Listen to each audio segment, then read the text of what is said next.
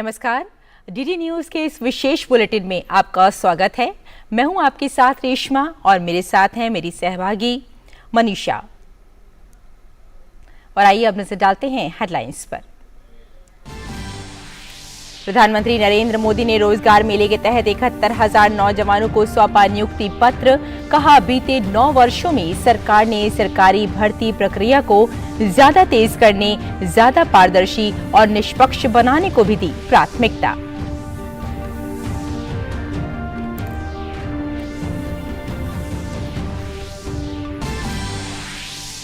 पश्चिम बंगाल के पूर्वी मेदिनीपुर में एक पटाखे की फैक्ट्री में हुआ भीषण विस्फोट।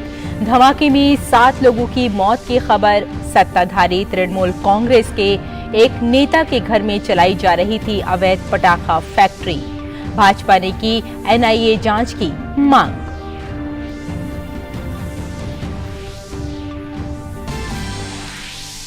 कर्नाटक के लिए अगला मुख्यमंत्री चुनने के लिए कांग्रेस में घमासान और बैठकों का दौर जारी। आला कमान के निर्देश को एक दिन टालने के बाद आज दिल्ली पहुंचे कर्नाटक कांग्रेस अध्यक्ष डीके शिव कुमार। पार्टी अध्यक्ष मल्लिकार्जुन खड़गे से कर रहे हैं मुलाकात। राहुल गांधी ने भी की खड़गे से मुलाकात। वाराणसी में पूरे ज्ञानवापी परिसर के एएसआई से सर्वे की याचिका को जिला कोर्ट ने किया मंजूर। मामले में कोर्ट ने अंजुमन इंतजामिया मसाजिद कमेटी को आपत्ति दाखिल करने के लिए 19 फेस्टिवल में दिखाई जाएंगी 4 भारतीय फिल्में। आज मुंबई इंडियंस का सामना लखनऊ सुपर जायंट से। मैच के परिणाम पर टिकी है दोनों ही टीमों की प्लेऑफ में जगह बनाने की उम्मीद।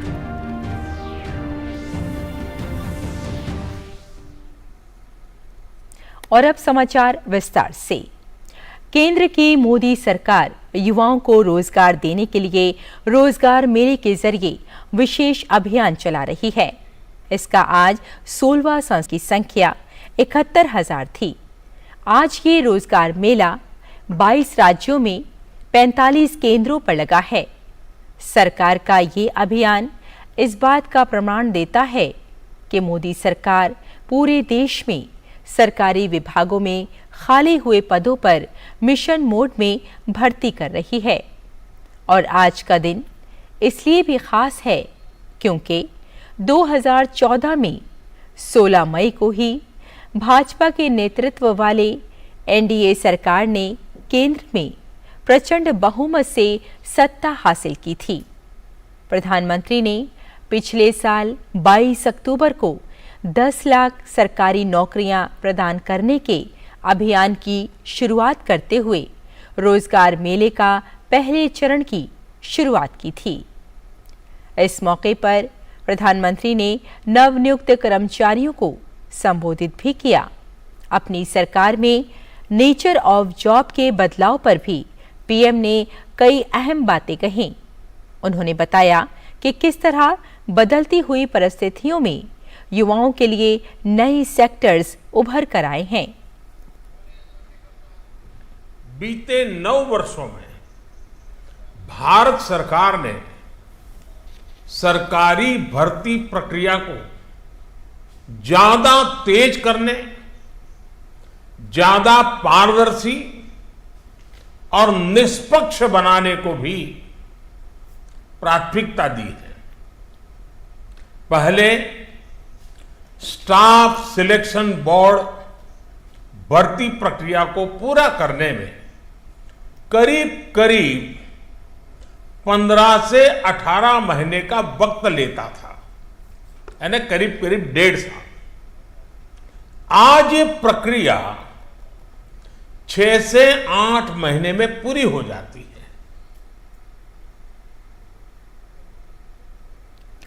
पीएम मोदी ने देश भर के युवाओं को आज रोजगार मेले में नियुक्ति पत्र सौंपे हैं। ऐसे ही कुछ युवा नवनियुक्त कर्मचारियों से वाराणसी में बात की हमारे संवाददाता हरिकेश बहादुर सिंह गौतम ने। वाराणसी का डीएलडब्ल्यू सिनेमा हॉल, यहाँ पर वो युवा हैं जिनको सरकारी नौकरी का नियुक्ति पत्र मिला है। आप कहाँ से हो और किस विभाग में आपको नियुक्ति पत्र मिला है? मैं कस्बाबाद के हूँ, मुझे बीपीएम पोस्ट में मिला है शिकनपुर में। ये आप किस तरह का काम और किस तरह की खुशी महसूस हो रही है नियुक्ति पत्र मिलने के बाद आपको? बहुत अच्छा खुशी महसूस कर रही है, मेरे फैमिली में पहला गवर्नमेंट नौकरी मिल रही है, इसलिए बहुत खुशी महसूस कर रही है।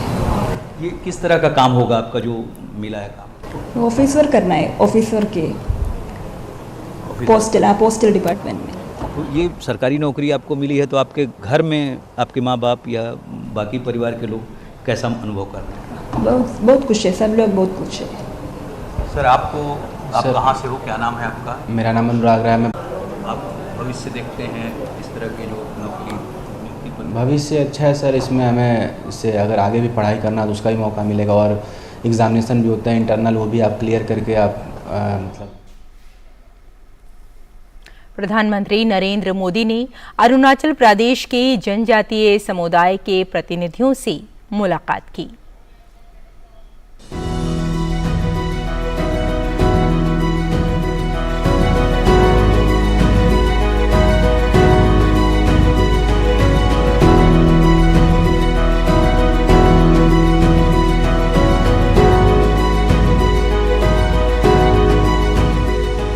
हिस्टोरिक मूवमेंट है, क्योंकि इस तरह से हमारा अरुणाचल में जो 26 जो मुख्य जनजाति है उसके साथ में कभी प्रधानमंत्री इंटरेक्शन नहीं हुआ, तो हम लोगों के लिए एक हिस्टोरिक ओकेजन है।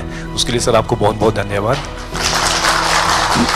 सर आपके लीडरशिप पर सर अभी रिसेंटली जो अभी MOU हो गया है, असम अरुणाचल का जो बॉर्डर जो सदियों से ही जो चल के आया है, तो कम्युनिटी बेस्ड ऑर्गेनाइजेशंस का द्वारा से हम लोग ने ऑन ग्राउंड एग्जीक्यूट किया है, वो अभी हम लोग ने सॉल्व कर दिया है। हम अरुणाचल वासी आपके प्रशंसक हैं, आपको दिल और आत्मा से प्यार करते हैं। हमारे अरुणाचल में रेलवे कनेक्टिविटी होना एक सपना को सच में बदलने की बात है। बोगीबिल और धौरा ब्रिज जो असम में बने हैं, हमारे पश्चिम और पूर्वोत्तर के लोग जुड़ने में बहुत आसान हो रहे हैं। त्वांग में शिला टनल और कामेंग में नेचिफू टनल के लिए भी हम अरुणाचल वासी आपके बहुत आभारी हैं। मुख्यमंत्री श्री पेमा खांडू जी के नेतृत्व सरकार हमारे प्रमुख 26 जनजातियों को गुजरात दिल्ली यात्रा कराए, जिसकी वजह से हम गुजरात की अद्भुत दृश्य दर्शन करने के एक सौभाग्य प्राप्त हुआ। जरा मुझे बताइए, आप में से पहली बार गुजरात गए वैसे कौन कौन है? अच्छा, सबके सब पहली बार गए। अच्छा अच्छा, आपको मालूम है आपका गुजरात से क्या नाता है? देखिए, श्री कृष्ण अगर अरुणाचल न होता तो अधूरे होते।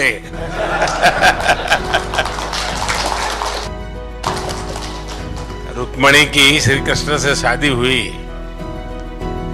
तो ये अरुणाचल का सीधा नाता गुजरात से है। और अब हर वर्ष वहां जहां रुक्मणी जी की शादी हुई थी उस जगह पे हर साल मेला लगता है। बड़ा निकट नाता है, और मैं तो चाहूंगा हर वर्ष आप लोगों ने बहुत बड़ी मात्रा में वहां जाना चाहिए, क्योंकि आपका अधिकार है वहां। केवड़िया कैसा लगा आपको? क्या क्या देखा? अच्छा लगा स्टैच्यू? तो मैं तो चाहूंगा जी, अरुणाचल के विकास में आप लोगों का सहयोग चाहिए। और हमारे यहाँ कहते हैं कि जैसे आप जैसे अतिथि घर में आते हैं तो साथ में आशीर्वाद लेके आते हैं। तो आप लोग मेरे घर आए तो मेरे लिए आशीर्वाद आ गए। चलें, बहुत बहुत शुभकामनाएं आप सबको। धन्यवाद जी।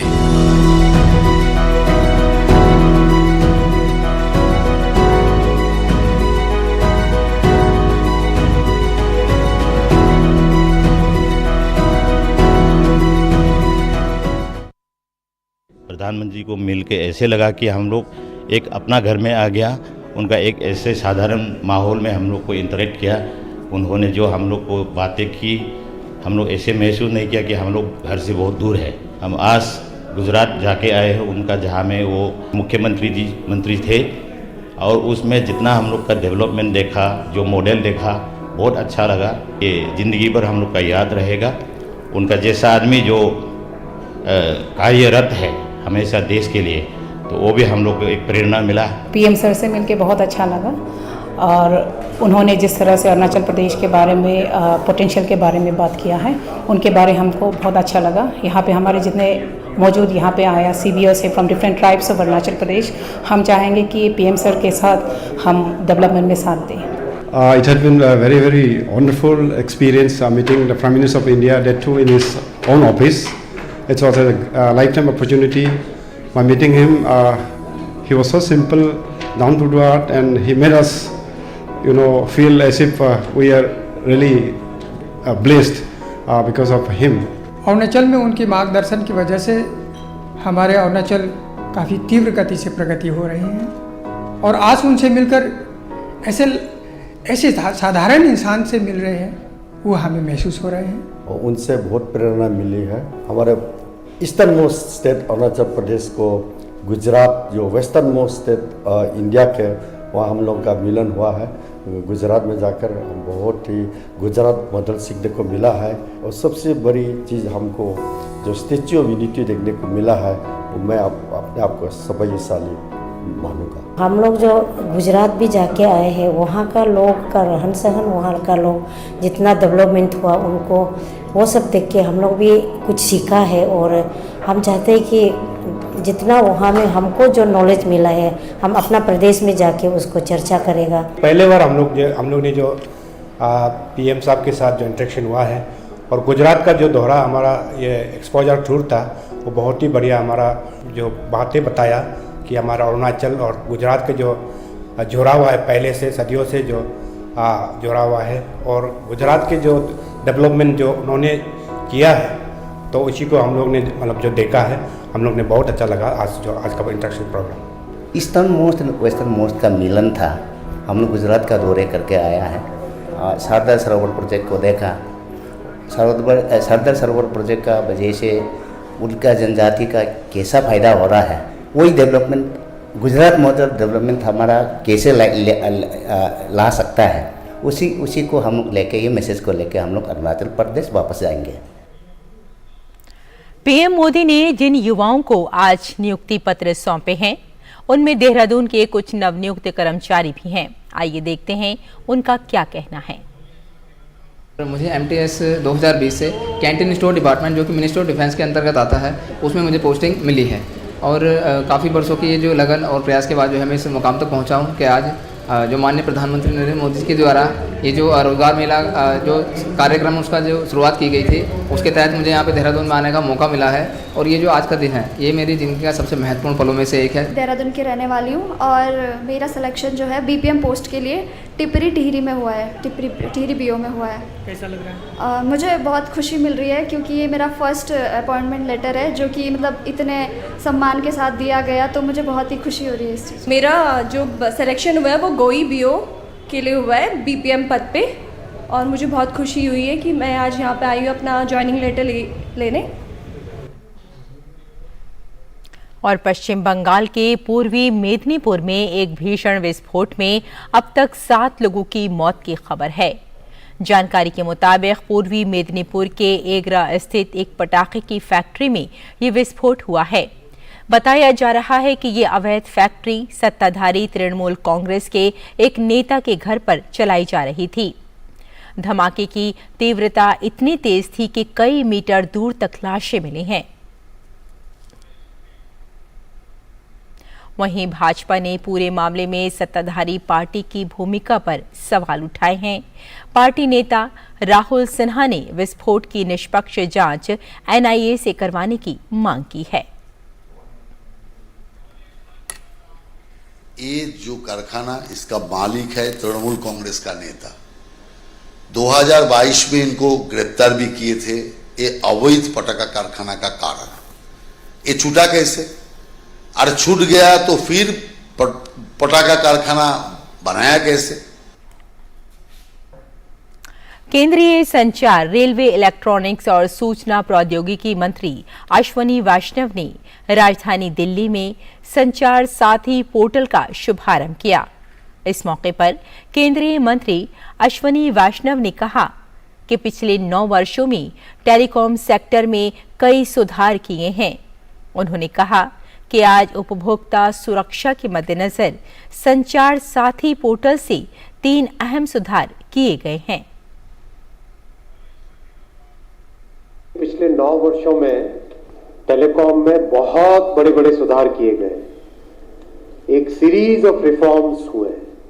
उन रिफॉर्म्स के कारण आज टेलीकॉम इंडस्ट्री एक robust, healthy, investment oriented, innovation oriented industry की तरह उभरी है। आज बहुत खुशी है आपके सामने कि माननीय प्रधानमंत्री जी के सेफ कस्टमर, यूजर्स की सेफ्टी, कस्टमर्स की सेफ्टी, टेलीकॉम यूजर्स का किसी तरीके से कोई फ्रॉड से पाला पड़ता है उसको कंट्रोल करना, तो सेफ्टी ऑफ यूजर्स के पॉइंट ऑफ व्यू से आज 3 रिफॉर्म्स आप सबके सामने रखे जा रहे हैं। तीनों के तीनों रिफॉर्म्स बहुत ही इंपॉर्टेंट है।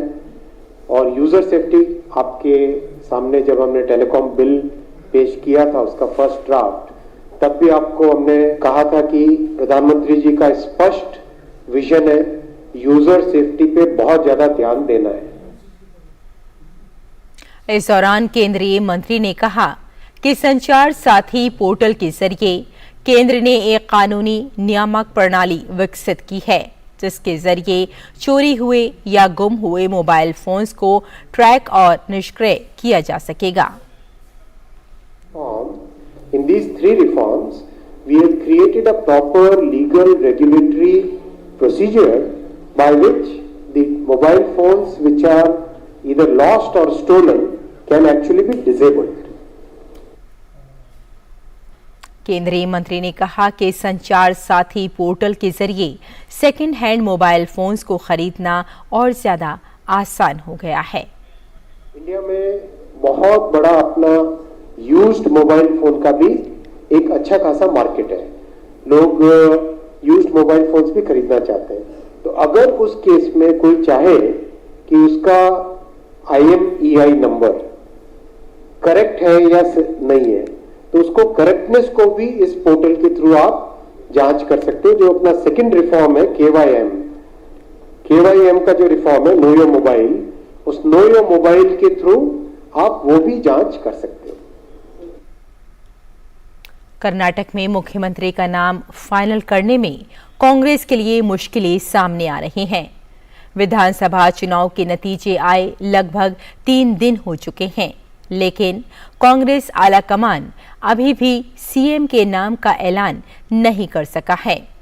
अब कर्नाटक के अगले सीएम का मसला दिल्ली में सुलझाया जा रहा है। खरगे के आवास पर हो रही बैठक में पार्टी के कई बड़े नेता मौजूद हैं। बैठक में पार्टी के पूर्व अध्यक्ष राहुल गांधी भी शामिल हुए हैं।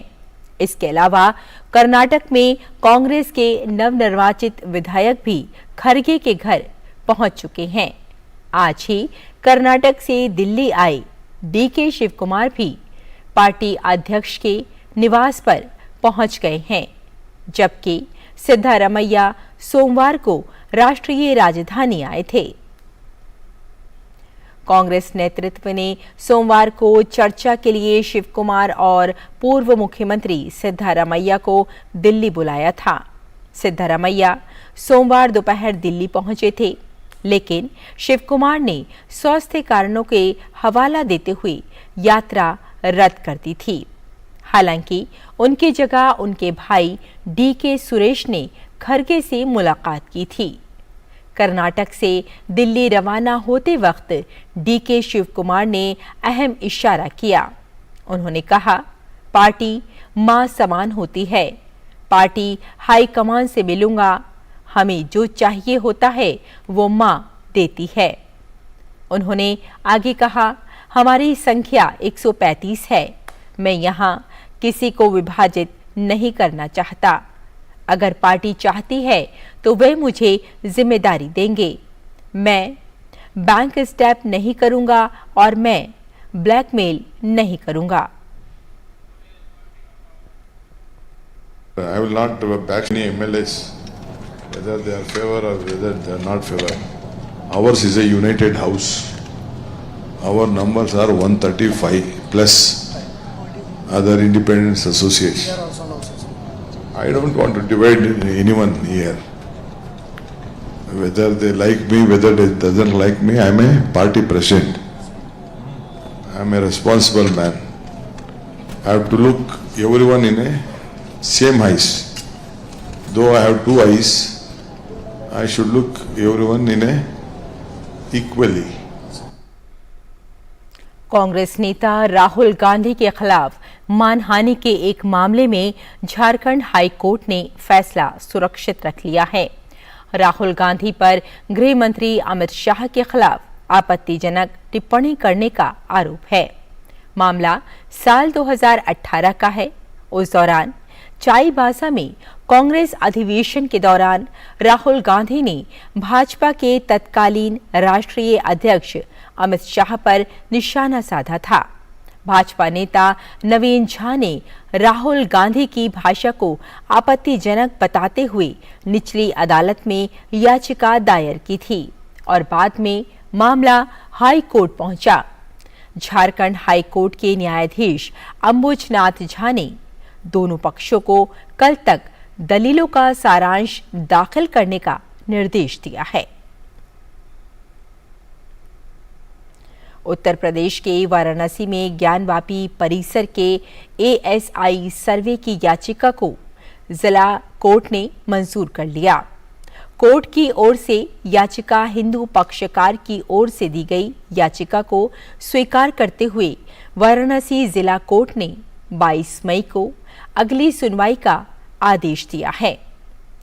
वकील विष्णु जैन की ओर से दायर याचिका में पूरे परिसर का आर्कियोलॉजिकल सर्वे ऑफ इंडिया से सर्वे कराने की मांग की गई। हिंदू पक्षकार की याचिका पर सुनवाई करते हुए कोर्ट ने 22 तारीख को अगली सुनवाई की तिथि तय की है। वहीं मामले में कोर्ट ने अंजुमन इंतजामिया मसाजिद कमेटी को आपत्ति दाखिल करने के लिए 19 मई तक का समय दिया है।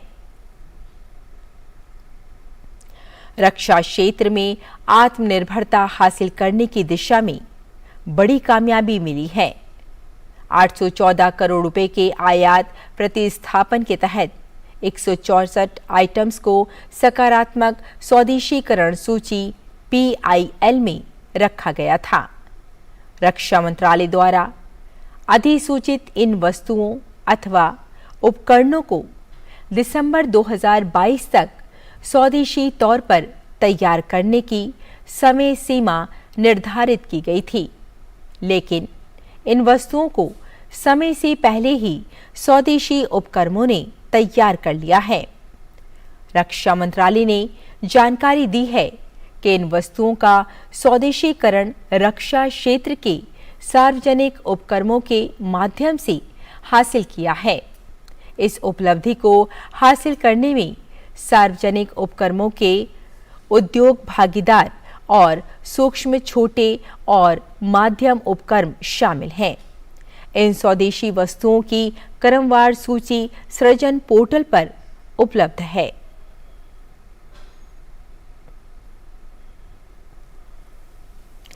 कर्मचारी राज्य बीमा निगम यानी ESIC की तरफ से संचालित कर्मचारी राज्य बीमा योजना से मार्च में 17.31 लाख नए अंशधारक जुड़े थे। श्रम एवं रोजगार मंत्रालय ने सोमवार को जारी बयान में कहा कि मार्च 2023 में करीब 19,000 नए प्रतिष्ठानों को ESIC के साथ पंजीकृत कर इसकी सामाजिक सुरक्षा योजना के दायरे में लाया गया।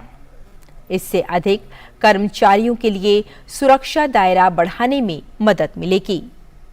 मंत्रालय के मुताबिक ESIC के अस्थायी वेतन आंकड़ों के मुताबिक मार्च के महीने में 17.31 लाख नए अंशधारक जुड़े हैं। इस दौरान 41 ट्रांसजेंडर कर्मचारियों को भी ESI योजना के दायरे में लाया गया। मार्च में ESIC के सदस्य बनने वाले 17.31 लाख कर्मचारियों में से 8.26 लाख सदस्य 25 वर्ष के आयु समूह का हिस्सा थे। इसके अलावा कुल 3.36 लाख महिलाएं भी ESI योजना के तहत पंजीकृत हुईं। तो इस विशेष बुलेटिन में फिलहाल इतना ही। अनुमति दें। नमस्कार।